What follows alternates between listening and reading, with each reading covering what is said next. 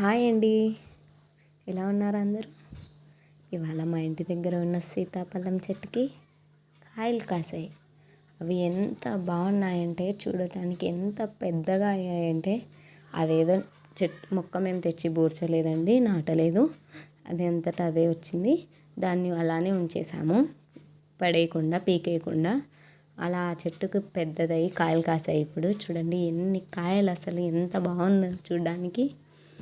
అసలు చాలా చాలా అంటే చాలా బాగుందండి. అసలు ఆ కాయలు అయితే ఎంత పచ్చగా ఎంత పెద్దగా అసలు సూపర్గా ఉన్నాయండి. చాలా టేస్టీగా తీయగా అసలు చాలా బాగున్నాయండి. మీకు చూపిద్దామని ఈ వీడియో తీశాను. ఇంతలోనే మా అమ్మ వచ్చి ఆ ఆకులన్నీ అడ్డం ఉన్నవన్నీ సైడ్ జరిపేశారు.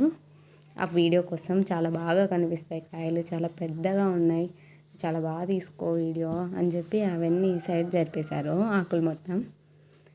చూడండి ఎంత బాగా కనిపిస్తున్నాయో, అసలు ఎంత బాగున్నాయో చూడండి.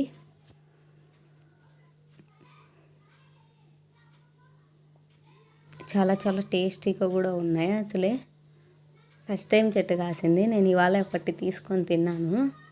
తర్వాత వీడియో తీద్దామన్న ఆలోచన వచ్చింది, అందుకని వీడియో తీస్తున్నా ఇప్పుడు. చూడండి ఎన్ని కాయలు ఉన్నాయో, అసలు చెట్టు నిండా కాయలు ఉన్నాయి. చాలా అంటే చాలా బాగున్నాయండి. అసలు